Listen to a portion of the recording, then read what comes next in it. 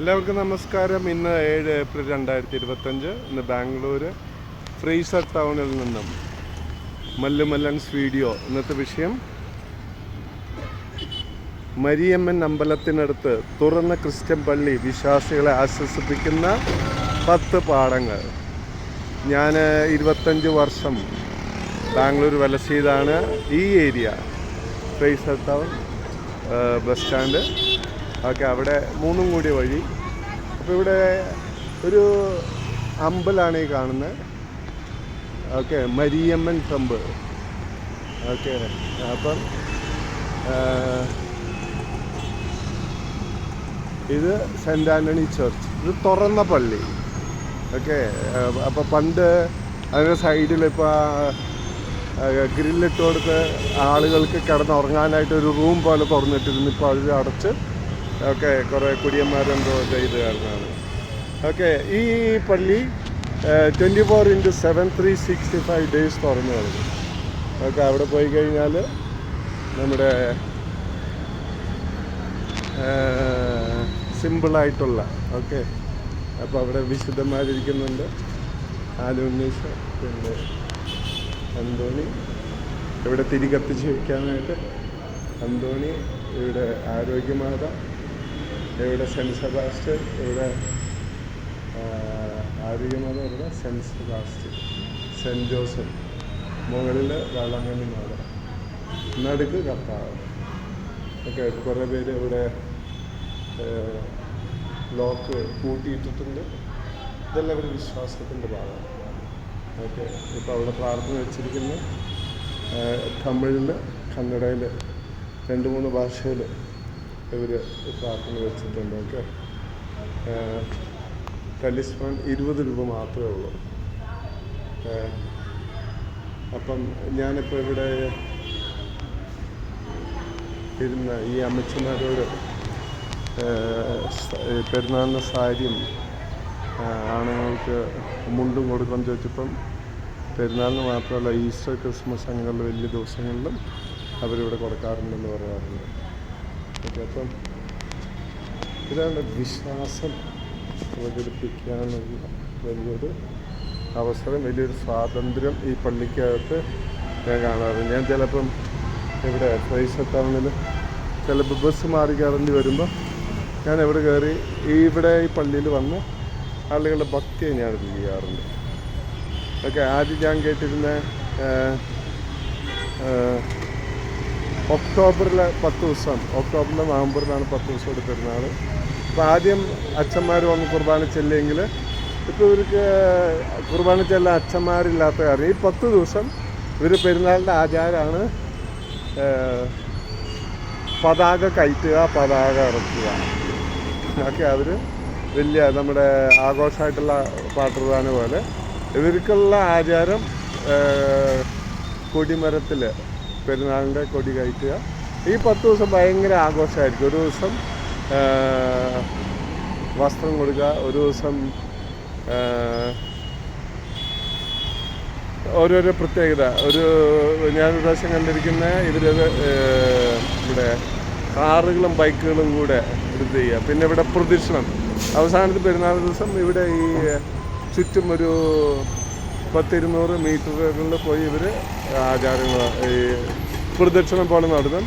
അന്ന് ഈ മരിയമ്മൻ ടെമ്പിളും ഈ പള്ളിയും എല്ലാം ഒരുമിച്ച് ഒരേപോലെ ലൈറ്റ് അറേഞ്ച്മെൻ്റ് ചെയ്യും. അത് പള്ളി ഞങ്ങളുടെയും അമ്പലം നിങ്ങളുടെ എന്നുള്ളൊരു വലിയ തരംതിരിവൊന്നുമില്ല. ഓക്കെ, അപ്പോൾ എനിക്ക് ബോധിച്ച 10 പാഠങ്ങളാണ് ഇവർ നമ്മെ പഠിപ്പിക്കുന്നത്. ഒന്നാമത്തെ പാഠം ഭക്തി ആചാരങ്ങൾക്കപ്പുറം. ഓക്കെ, ഇപ്പം അച്ഛന്മാരില്ലാതെ കുർബാന ചെല്ലിയിൽ ഒന്നല്ലെന്നുള്ളടത്ത് ഇവിടെ സിമ്പിൾ വിശ്വാസികൾ. എനിക്ക് തോന്നുന്നത് ഇവർ ഈ താഴ്ന്ന ജാതികൾ, ഇപ്പോൾ ഇത് സ്ലമ്മിലുള്ള ആളുകൾ ഇവിടെ അംബേദ്കർ നഗർ എന്നൊക്കെയാണ് അറിയപ്പെടുന്നത്, അംബേദ്കർ കോളനിയാണ്. അപ്പം ഇതിൻ്റെ ചില നേതാക്കന്മാരാണ് ഇത് നടത്തിക്കുന്നത്. എന്നാൽ ആളുകളുടേതായിട്ടുള്ള നമ്മുടെ പള്ളി എന്ന് പറയാൻ അധികാരമുള്ള വലിയൊരു സ്വാതന്ത്ര്യം ഇവർക്ക് വരുന്നു. ഓക്കെ, അപ്പം അച്ഛന്മാരില്ലെങ്കിലും ആചാരങ്ങൾക്കപ്പുറം പെരുന്നാൾ ഘോഷിക്കാനും പള്ളി നടത്താനും ഈ പള്ളിക്കാർ നമ്മെ പഠിപ്പിക്കുകയാണ്. രണ്ടാമത്തെ പാഠം, സ്വതന്ത്രമായി നിയന്ത്രണമില്ലാതെ. ഇപ്പം എസ്റ്റാബ്ലിഷ്ഡ് പള്ളികളൊക്കെ ആണെങ്കിൽ നമുക്ക് കയറാനിറങ്ങാനും ലിമിറ്റേഷൻസ്, അവിടെ നിയന്ത്രണങ്ങളൊക്കെ ഉണ്ടാകും. എന്നാലും ഇവിടെ ആർക്ക് എപ്പോൾ വേണേലും വന്ന് പ്രാർത്ഥിക്കുക, അതൊക്കെ സ്വതന്ത്രമായിട്ട് നമുക്ക് ചെയ്യാനുള്ള വലിയൊരു സ്വാതന്ത്ര്യം, വിശ്വാസം ഒക്കെ അവിടെ ചട്ടക്കൂടുകളെ ഉപരി സിമ്പിളായിട്ടുള്ള മനുഷ്യൻ്റെ ദുഃഖം പങ്കുവയ്ക്കാനുള്ള വലിയൊരു അവസരമായിട്ടെടുക്കുക. മൂന്നാമത്തെ പാഠം, പെരുന്നാൾ കൊടുക്കുവാനുള്ള അവസരം. അതായത് പെരുന്നാൾ നമ്മുടെ ദോഷങ്ങൾ, ഒക്കെ ഞാൻ തൃശ്ശൂരിൽ കണ്ടിരിക്കുന്ന കുറേ പേര് കുറേ ബൾബ് പൊട്ടിക്കും, പടക്കം പൊട്ടിക്കും, കുപ്പി പൊട്ടിക്കുമെങ്കിലും ഒരു കുടത്തിൽ അവിടെ ആദ്യം കാണാറില്ല. പക്ഷേ ഇവിടെ 10 നാൾ ഘോഷമായിട്ട്, ഭക്ഷണമായിട്ടും തുണിയായിട്ടും സമ്മാനമായിട്ടും കൊടുക്കാനുള്ള അവസരമായിട്ട് അവർ പെരുന്നാൾ ആഘോഷിക്കുക ചെയ്യുന്നു. ഓക്കെ. പിന്നെ നാലാമത്തെ പാഠം, അച്ഛന്മാരും ബിഷപ്പുമാരും കന്യാകുസൃതികളൊന്നും ഇല്ലെങ്കിലും നമുക്ക് പള്ളി നടത്താമെന്നുള്ള വലിയൊരിത്. ഇപ്പോൾ 2 വർഷം കോവിഡ് സമയത്ത് ഒരു പള്ളിയില്ലാതെ TV-യിൽ കുർബാന ചൊല്ലിയിട്ടുണ്ടെങ്കിലും ഇപ്പം അങ്ങനെ വലിയൊരു പാഠം പഠിപ്പിച്ചിട്ടുണ്ടെങ്കിൽ കോവിഡിന് ശേഷം ഇപ്പോൾ പള്ളിയായിട്ടുള്ള ഭയങ്കര അറ്റാച്ച്മെൻറ്റ് കൂടി വരിക ചെയ്തിരിക്കുന്നത്, പ്രത്യേകിച്ച് കത്തോലിക്ക പള്ളികളുടെ ഇടയിൽ. ഓക്കെ. 5, താഴ്ന്ന ജാതിക്കാരുടെ ഉയർന്ന ദൈവത്തിൻ്റെ ഇരിപ്പിടം. ഓക്കെ.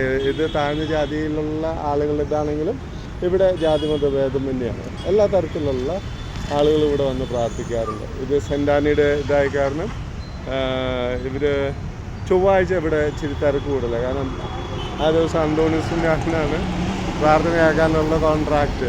അതുകൊണ്ട് അത് ഈ ആളുകളുടെ വിശ്വാസം.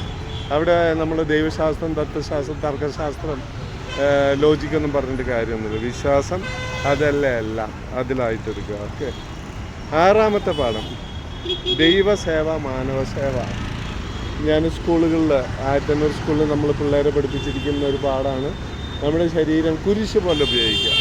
നെടുകെ നമ്മളെ ദൈവത്തെ സ്നേഹിക്കാനും മനുഷ്യരെ സേവനത്തിലൂടെ, കൈകളിലൂടെ സേവിക്കാനും അതിലൂടെ സ്നേഹിക്കാനും നമ്മളെ പ്രാപ്തരാക്കുന്നതായിരിക്കണം നമ്മുടെ മതം, നമ്മുടെ വിശ്വാസം, നമ്മുടെ ശരീരം. അത് ഈ പള്ളിക്കാർ നമ്മളെ വാക്കുകൊണ്ടും പ്രവൃത്തി കൊണ്ടും നമ്മളെ പഠിപ്പിച്ചു തരുന്നു. 7ാമത്തെ പാഠം, മനസ്സിൻ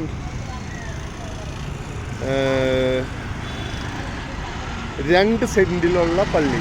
കാരണം ഇത് ഈ സ്ഥലത്തിൻ്റെ ഇത് നോക്കിക്കഴിഞ്ഞാൽ ഈ അമ്പലം പള്ളിക്ക് എടുത്തു കഴിഞ്ഞാൽ ഒരു 2-3 സെൻറ്റ് നമുക്ക് വലുപ്പം കാണത്തുള്ളൂ. പക്ഷേ ഈ 2-3 സെൻറ്റിനുള്ളിൽ വലിയൊരു വിശ്വാസത്തിൻ്റെ ഒരു ഇരിപ്പിടം ഇവർ ആളുകൾക്ക് ആശ്വസിക്കാനായിട്ട് കൊടുക്കുന്നുണ്ട്. ഓക്കെ.